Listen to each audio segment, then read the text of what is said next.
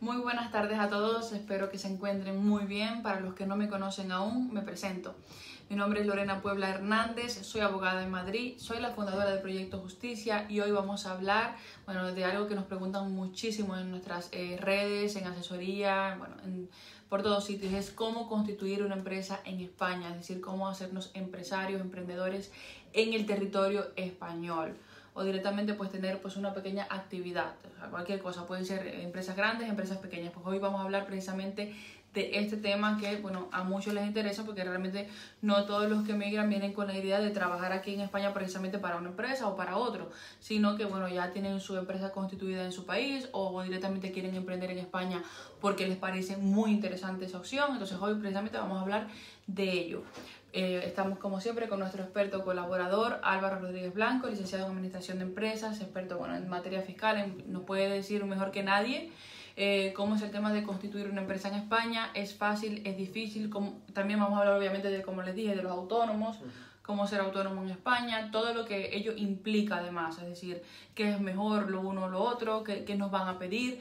Tenemos que tener como mínimo un dinero, ¿no?, para hacer ciertas cosas como constituir una empresa. De todo eso vamos a hablar hoy. Pero antes de empezar me gustaría recordarles y comentarles a aquellos que no lo saben que tenemos un grupo de Telegram que se llama Emigrantes, donde entre los abogados que forman parte de mi equipo y los miembros de la comunidad vamos resolviendo las dudas frecuentes que surgen en el día a día de los integrantes. Así que si quieren formar parte de una comunidad que cada día crece más, no dejen de inscribirse, dejaremos el enlace aquí en la descripción de este vídeo. Ahora sí, ya para meternos en materia, lo primero que tenemos que saber es que hay muchas formas de emprender en España, es decir, no es que 100% tengamos que tener una residencia con una autorización de trabajo para tener una empresa en el territorio español.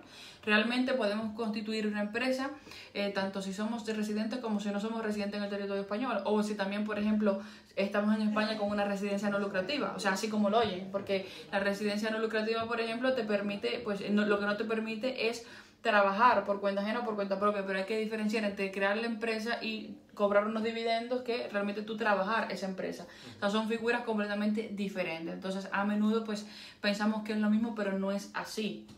Entonces, realmente, lo primero es eso, decirles que no hace falta 100% ser residente en España para constituir una empresa. Podemos solicitar un número NIE, que es un número de identificación extranjero, específicamente para constituir la empresa y de ahí obtener unos dividendos, es decir, no ser trabajadores de la empresa, sino simplemente constituirla como ciudadanos extranjeros. Y así hay muchísimas personas, muchos de nuestros clientes y clientes de Álvaro que tienen sus empresas en España sin realmente ser residentes aquí. Pueden ser empresas de todo tipo, es decir, no es que sea un sector determinado, sino empresas de todo tipo. Para estos no residentes habrá unos requisitos.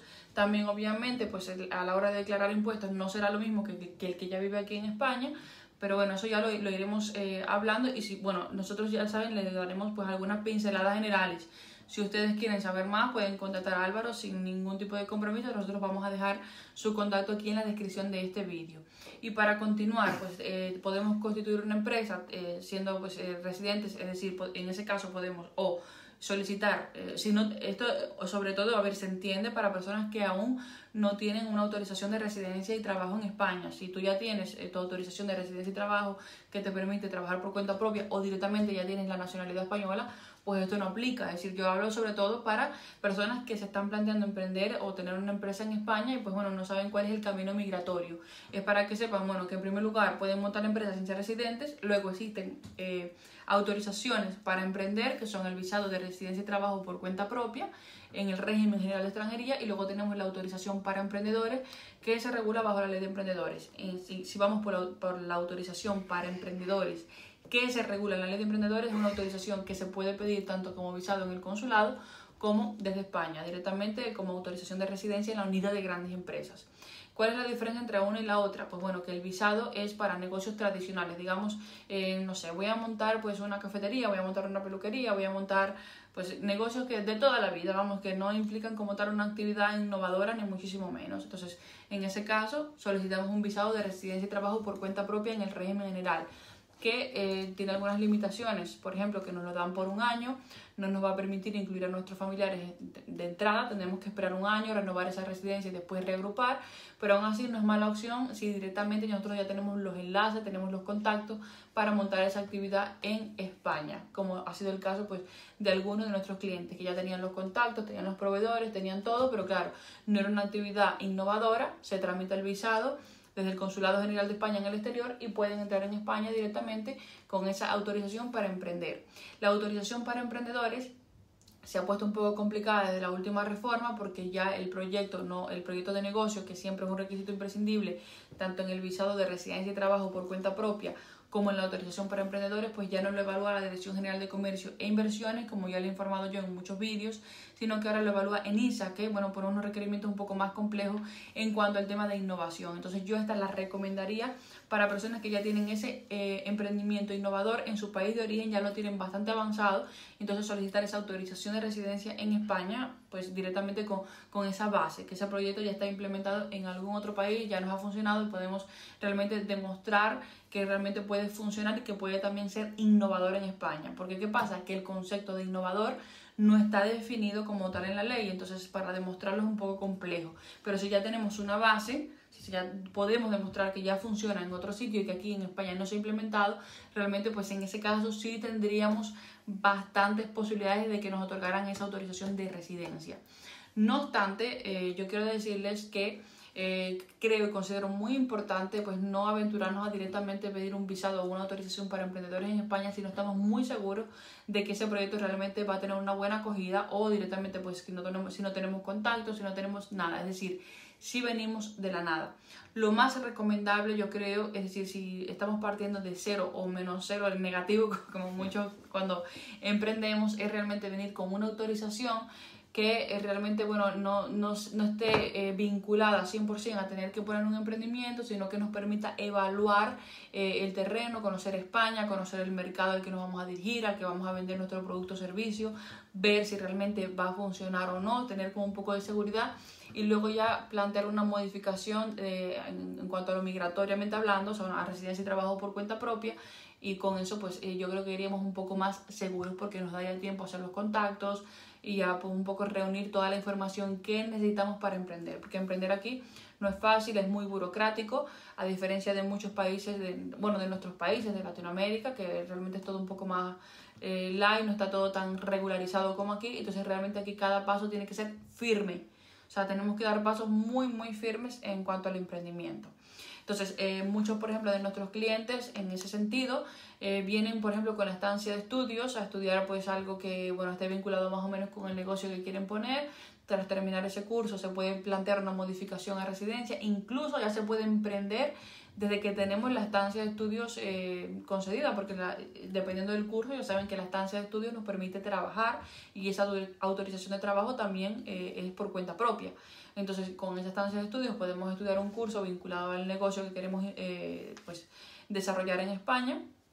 Entonces vamos emprendiendo incluso mientras estamos estudiando, y ya cuando pues, estemos en los 60 días antes y 90 días después que tengamos que modificar a residencia, pues podemos plantear modificar a residencia y trabajo por cuenta propia. Por supuesto que si el proyecto es innovador, la autorización para emprendedores también la pueden solicitar si vienen con estancia de estudios. También para las personas que vienen, por ejemplo, con visa no lucrativa. Si tú vienes con visa no lucrativa, esa residencia no lucrativa se te otorgará un año, y pasado ese año también puedes modificar a una cuenta propia. Entonces, si tienes los medios económicos que pide la no lucrativa, puedes pedir directamente esa residencia que ya encima computa para solicitar la nacionalidad española por residencia, y pasado ese año modificar a residencia y trabajo por cuenta propia con un proyecto de negocio ya teniendo pues mucha información sobre lo que vamos a emprender, porque ya pues lo vamos viendo durante ese primer año de residencia no lucrativa, y podremos plantear esa modificación a residencia y trabajo por cuenta propia, bueno, con base, porque ya habremos hecho realmente un buen estudio de mercado. Siempre para solicitar cualquier autorización por cuenta propia en España es imprescindible tener un proyecto de negocio. Lo que cambia según el tipo de autorización es el organismo que lo certifica. Es decir, si es una autorización para emprendedores, pues lo tiene que evaluar en INSA, pero si vamos por una cuenta propia, nosotros lo que hacemos en el despacho a nuestros clientes es que lo mandamos a certificar por un organismo autorizado. Para ello nos dan el visto bueno y entonces con eso es que planteamos la solicitud de visado de residencia y trabajo por cuenta propia, por ejemplo, o las modificaciones. También recuerden que existe el arraigo social por cuenta propia, que es para personas que llevan 3 años en España, se encuentran en una situación irregular. Casi siempre se conoce el arraigo social con un contrato de trabajo, pero en realidad también existe el arraigo social si vamos a emprender un proyecto de negocio. Y lo mismo, tenemos que coger el proyecto, que lo certifique un organismo competente y con el resto de documentación que nos piden en el plan migratorio, me refiero, lo de siempre, antecedentes penales, etcétera, etcétera, pues planteamos la solicitud de residencia de arraigo social por cuenta propia. O sea que opciones hay muchísimas, como ven, se puede emprender bajo muchísimas figuras, es decir, y tanto el que es no residente como el que está aquí con una no lucrativa puede montar su empresa y cobrar dividendos. Entonces, eso también lo pueden plantear.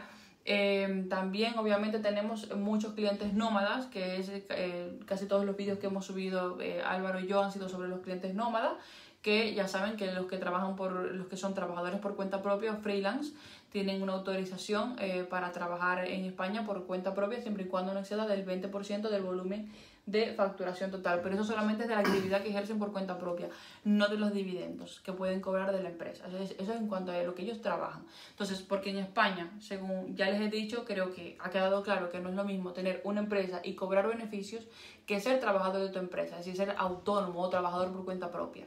Entonces hay que hacer esa diferencia bastante grande. Entonces también tener presente que aquí no existe como tal, si tú eres residente y quieres montar una sociedad, pues no existe como tal la figura de montar esa sociedad y ya está, y contratarte a ti mismo como trabajador por cuenta ajena, como sí existe en muchos países de Iberoamérica. O sea, aquí directamente, es decir, si tú eres residente, es decir, y quieres montar una sociedad, tener una sociedad, sin ser autónomo directamente no es posible. Es decir, tienes que primero darte de alta como autónomo y luego ser autónomo societario. Es decir, ser autónomo es obligatorio para todo aquel que es residente en España. Excepto si, por ejemplo, estás con una visa no lucrativa y solamente quieres cobrar dividendos de la empresa. Pero si eres residente como tal, con autorización de trabajo y quieres trabajar tu empresa, pues tienes que hacerlo de esa forma. Tienes que primero ser autónomo. Entonces, bueno, la introducción ha durado muchísimo. Vamos a hacer las preguntas que yo les tengo apuntadas a Álvaro porque lo he comentado por Instagram que vamos a subir este vídeo. Les he dicho que me pusieran las preguntas que ellos tienen para trasladártelas. Entonces, aquí las tengo. Entonces, lo primero, Álvaro, preguntarte que si es difícil, porque nos preguntan mucho si es difícil constituir una empresa para un extranjero, es decir, cuando no conoce el país.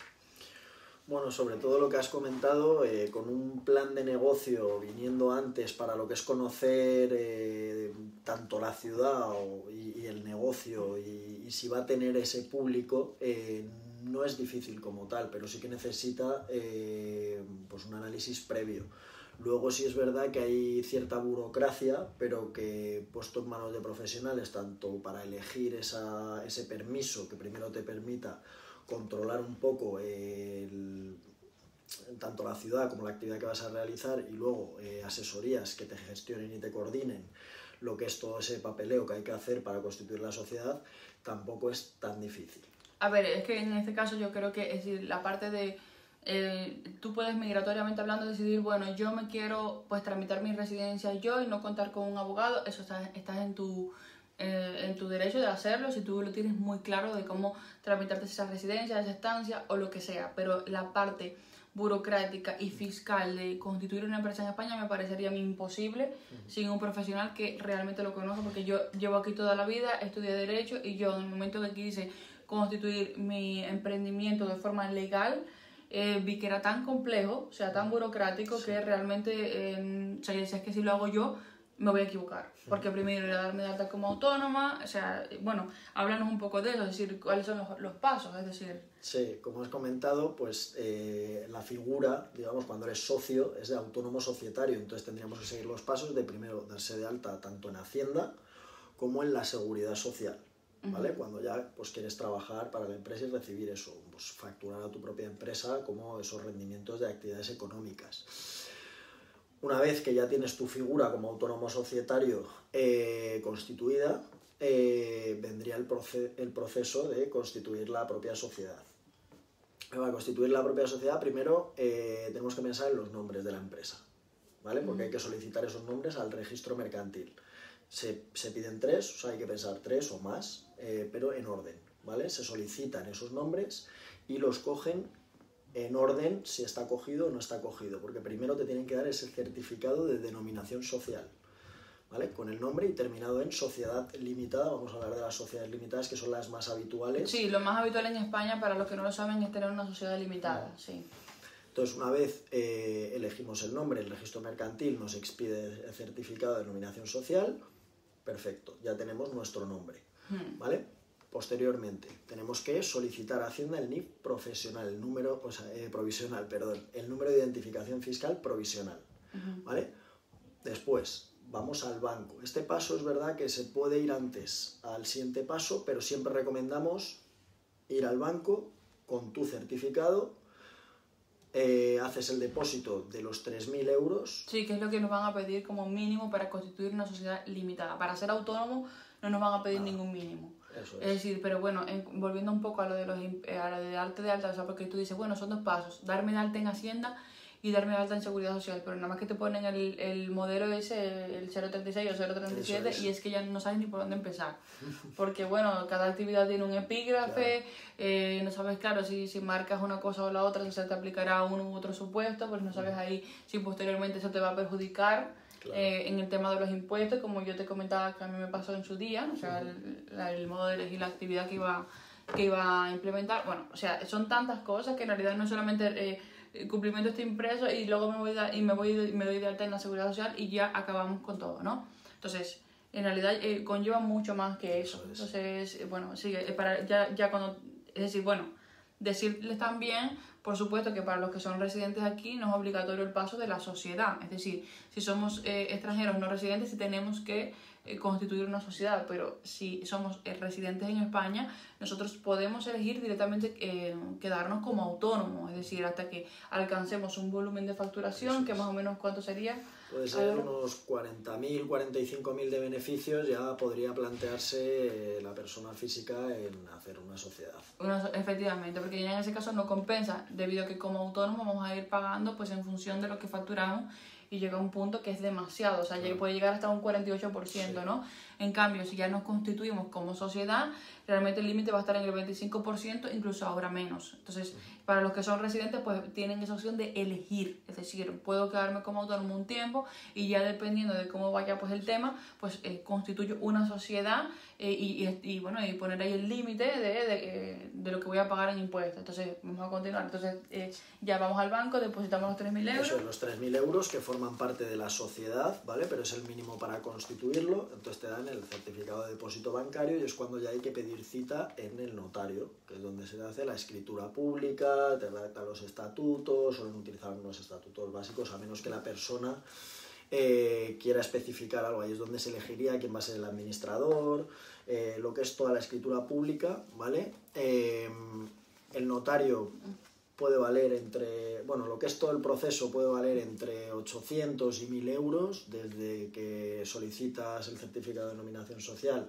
hasta la inscripción en el registro, ¿vale? Pero el mayor coste principalmente es el notario, normalmente. Sí, no, y tengan en cuenta que aquí pues damos unos costes aproximados, no es como la Biblia, ¿no? Es decir, en realidad los notarios pues son profesionales liberales que cada uno pues tiene sus honorarios. Entonces nosotros más o menos hablamos de lo que conocemos, que está en torno a eso, a los 1.000 euros, pero bueno, igual en algunas ciudades de España donde hay mucha gente de mucho dinero, pues igual puedes hasta hacer más. Incluso, sí, y en otras que a lo mejor no son como una ciudad como Madrid, Málaga, ciudades grandes, Barcelona, a lo mejor en esas ciudades es más barato. Más barato, efectivamente, claro. O sea, puede haber de todo. Eso es.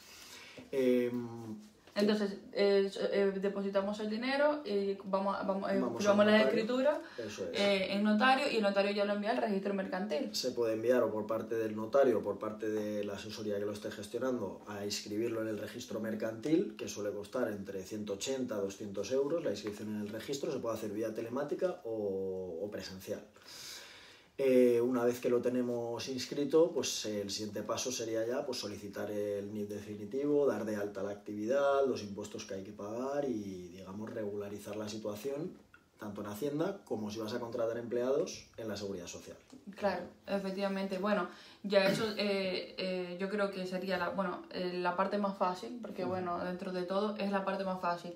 Ya luego es hacer el seguimiento de los impuestos que son trimestrales. A partir de ahí empezamos a acarrear una serie de obligaciones que son, vamos, de imprescindible cumplimiento si queremos mantenernos en la actividad y no tener ningún problema a futuro. Decirles también, porque me preguntan mucho, en primer lugar, si los 3.000 euros que tenemos que depositar los tenemos que dejar ahí, en la cuenta. O sea, contablemente son 3.000 euros que están como capital social, pero son 3.000 euros que al fin y al cabo se utilizan. O sea, tú los tienes en el banco. Es un dinero que no es una tasa ni nada que tengas que pagar. Es el mínimo del capital social para constituir la empresa. Que es, es decir, nosotros lo depositamos y sacamos el certificado bancario, pero ya como está constituida la empresa, en realidad podemos gastar ese dinero a disposición de lo que, según lo que nosotros vayamos necesitando. Eso es. Otra pregunta muy frecuente que no podemos seguir si no te hago esa pregunta. Esto nos lo preguntan muchísimo. ¿Yo puedo emitir facturas en España sin darme de alta como autónomo? ¿Y hasta qué puntos en caso de que sí? A ver, se puede emitir factura, ¿vale? A través o bien de tu programa de facturación o utilizando tú una plantilla, ¿vale? Eso sí, la Seguridad Social, ¿vale? Te dice que cuando superas el salario mínimo y es una actividad recurrente, estás obligado a darte de alta como autónomo. Lo que hablábamos antes, si a una empresa tú le estás facturando y superas los 3.000 euros que tiene obligación de declarar el modelo que se llama 347, que son operaciones que tienes con clientes y proveedores, vas a figurar en su declaración. Entonces ya vas a haber superado los 3.000 euros y dependiendo de si cruzan los datos o no, pues pueden ver que tú estás facturando de manera recurrente y no estás dado de alta. Facturar, puedes facturar. Pero hay que... O sea, a ver, pero si es una factura puntual que tú vas a emitir por un servicio X, pues no es obligatorio, darte de alta como autónomo. No. Es decir, si recurrentemente no vas a estar ahí emitiendo facturas, no pienso que hubiera ningún problema. No debería haber ningún problema si no consideran que sea recurrente. Vale. Incluso hay en ciertas actividades, por ejemplo, alquilas un coche a una empresa, un coche que es tuyo, y tienes que alquilarlo con IVA. Te das de alta solo en Hacienda. No te das de alta en la Seguridad Social, pero tienes que declarar ese IVA solamente. Entonces hay cierto, dependiendo del caso, puedes darte de alta y no tienes la obligación de darte de alta en la Seguridad Social, pero es una actividad económica que realizas de manera habitual, sí que deberían darse de alta. Vale, perfecto. Entonces, bueno, volviendo sobre este punto, entonces, ¿cuáles podríamos decir que son los impuestos que debe pagar un autónomo y cuáles debe pagar una empresa? ¿Cuáles son los obligatorios? Digamos, porque bueno, luego puede tener sus variaciones dependiendo de la actividad de la empresa, pero bueno, más o menos, ¿cuáles son los impuestos que paga un autónomo y cuáles son los que paga una empresa?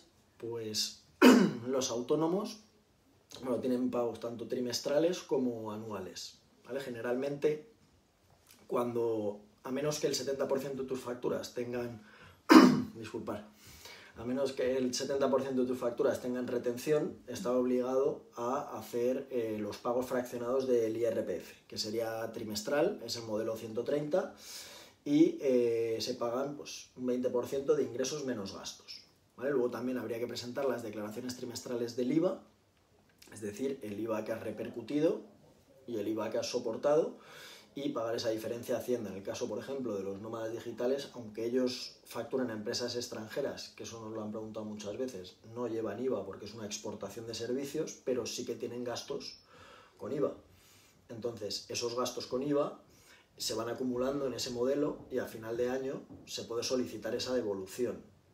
de ese IVA que has soportado y no te has podido deducir.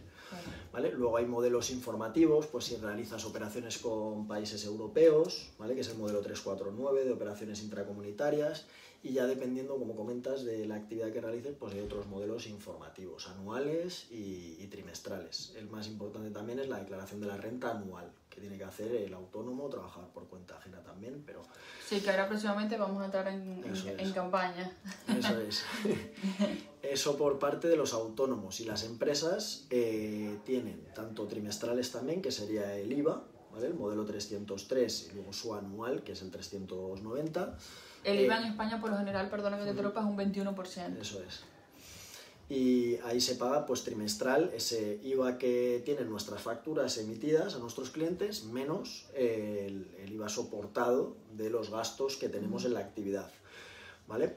Luego tenemos cuando tenemos empleados, cuando tenemos otros profesionales que nos facturan, tenemos que retenerles esas cantidades e ingresarlas en Hacienda, ¿vale? Entonces habría que presentar otros modelos también trimestrales. Y luego está el impuesto de sociedades, que es anual, que ahí es donde se declara, digamos, el beneficio de la empresa que ha tenido en el año anterior. Es en julio del año siguiente. Okay. Una vez que ya tienes beneficios, también hay que hacer pagos, no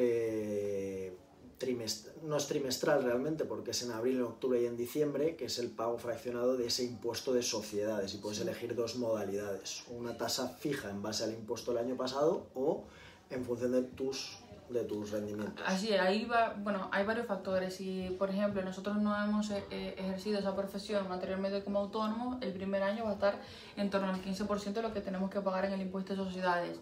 Por regla general es el 25%, que tú me decías que ahora ha bajado al 23%, ¿no? Al 23% si no superas el millón. El millón de euros, al 23% si no superas el millón de euros. O sea que, fíjense, no está nada mal, ¿no? No está mal, no está nada mal. Bueno, ¿qué dirías tú? ¿Que es mejor ser autónomo o constituir una sociedad? ¿Cómo lo ves tú? Yo creo que, como comentábamos, siempre es mejor, tanto por la burocracia como por el desembolso inicial, es mejor empezar como autónomo. Y lo que es tantear el terreno. Una vez que ya empiezas a tener beneficios, la cosa va bien, siempre es mejor y es recomendable pasarte a una sociedad. Claro que para ser autónomo en España sí que tenemos que tener la autorización de trabajo correspondiente, porque como les hacía la diferenciación al principio, no es lo mismo ser residente que no residente.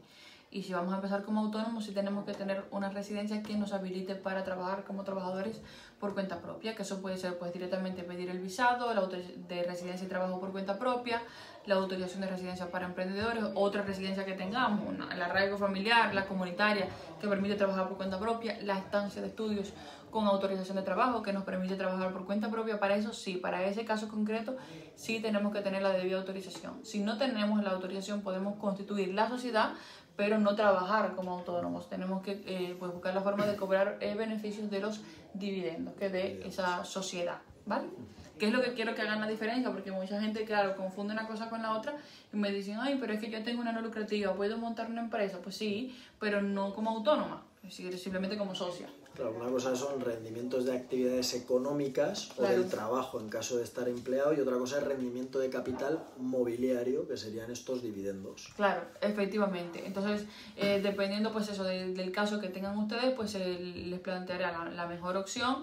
En el caso de que sean residentes y que tengan una autorización de trabajo en España y quieren montar un negocio para ustedes mismos trabajarlo, pues sí, yo también coincido con Álvaro en que lo mejor es empezar como trabajadores por cuenta propia, como autónomos, y ya pues dependiendo de cómo va el tema, pues vamos decidiendo si nos compensa mejor pues pasarnos a hacer una sociedad o continuar como autónomo. Hay gente que se pasa como autónomo toda la vida, incluso como autónomo puedes contratar. Es decir, no tienes que ser una empresa o una sociedad para tener trabajadores. Claro, o sea, puedes ser autónomo y también contratar a otras personas por cuenta ajena. Sí. Me refiero. Entonces, bueno, y ya lo otro yo creo que ya lo hemos dicho, que es lo que tenía que apuntar. Bueno, un poco comentar las diferencias impositivas principales que hay entre los residentes y los no residentes. O sea, qué diferencia hay si yo no resido en España y tengo la empresa, o si ya resido aquí a nivel fiscal. Si ya resido aquí, lo hemos dicho, los impuestos que se pagan. Como autónomo tienes que pagar por el IRPF, que es bastante alto. Por eso comentábamos que a partir de un nivel de facturación determinado compensa mejor pasar a ser una sociedad. Y bueno, ya se lo hemos dicho, pero bueno, el de los no residentes, ¿ahí qué opciones tenemos? Al final, como no residente, en vez de ir por tramos, son tipos fijos. Depende del rendimiento que sea, como hemos comentado, esa diferenciación. No es lo mismo un rendimiento de capital inmobiliario si eres un no residente que tienes una vivienda aquí en España y la tienes alquilada y obtienes unos ingresos de esa vivienda. Cuando es extracomunitario es un 24% del rendimiento neto. Y cuando es comunitario es un 19%. Luego, por ejemplo, a ganancias de patrimoniales, pues de venta de acciones que puedas tener de empresas españolas, también pueden rondar entre el 19 y el 21%. Actividades económicas, profesionales, estarían en ese 24%, pero solo tienes que declarar, digamos, lo que se ha generado en España. Entonces, como ves, varía, pero suelen ser tasas más fijas. Es decir, tú puedes facturar 200.000 euros al año y pagar un 24%. En cambio, estarías pagando de la otra manera un 40%. Exactamente, pues bueno, mira, ahí lo tienen, las diferencias entre residentes y no residentes. Bastante, ¿no? Sí. Bueno, en resumidas cuentas, yo creo que ya estoy viendo un poco a ver por si nos queda más. Hemos dicho lo de los dividendos, las diferencias impositivas. Lo de si es mejor ser autónomo o sociedad, espero que les haya quedado claro que depende del caso que ustedes puedan plantear, pues va a ser uno u otro. Y bueno, en fin, ¿recomendarías emprender en España? ¿Y por qué? Yo sí recomendaría emprender en España. La verdad que aquí tenemos, aparte de, como hemos comentado, que hay ciertos trámites que tienen mucha burocracia, pero creo que hay sectores muy interesantes. Creo que bien asesorado el proceso se va a hacer mucho más sencillo y, como hemos comentado, siguiendo los pasos que has dicho, primero probar como autónomo y posteriormente ya, si eso constituir una sociedad, yo lo recomiendo totalmente, pero siempre analizándolo antes. Y bueno, coméntame un poco ya para finalizar, es decir, cuáles son los servicios, digamos, que ofrece, por ejemplo, un asesor como tú para una persona que quiere pues emprender en España, ya sea como autónomo, como sociedad o lo que sea. Como autónomo, nuestro objetivo al final es el acompañamiento desde el principio, desde el alta, a luego que cumpla con todas esas obligaciones que tiene, tanto trimestrales como anuales, cualquier asesoramiento que necesite. Sí, las preguntas que puedan surgir en cuanto a los gastos que se pueden deducir, ustedes siempre están ahí contestando. Y analizando un poco pues lo que hemos comentado. Hay ciertos gastos que a lo mejor, si no tienes una persona que te está acompañando, pues que no caes a lo mejor que te puedes deducir, o ciertas operaciones para reducirte la carga un año. O sea, ese seguimiento que hacemos. Y con las empresas lo mismo, desde la coordinación de la Constitución a luego ese cumplimiento de las obligaciones. Es verdad que en el caso de las sociedades tienen otra obligación, que es también inscribir los libros, depositar los libros y las cuentas anuales. Es el mismo seguimiento que se le hace y pues aplicar los máximos beneficios fiscales a la hora de declarar el impuesto a sociedades, sobre todo. Sí, no, claro, la verdad es que es un acompañamiento imprescindible. Yo me acuerdo cuando yo lo tuve que hacer todo, es que no hice nada. O sea, realmente el asesor fue el que buscó el notario, el que organizó la firma, el que estuvo pendiente de que se inscribiera la sociedad en el registro mercantil. Realmente no te tienes que preocupar de nada. Y es algo que, si te pones a hacer sin conocimiento, como dije, te vas a equivocar. Y ya no digamos las declaraciones de impuestos posteriores. Eso es un sistema que no hay quien lo entienda. O sea, solamente quien ha estudiado eso realmente puede hacerlo correctamente. Entonces, bueno, esperamos como siempre que la información les haya sido útil. Se nos ha ido un poquito, o sea, más de 30 minutos hablando, pero bueno, espero que la información haya resultado de mucha utilidad para aquellos que quieren emprender en España, sea la modalidad migratoria que sea, que vayan a emplear.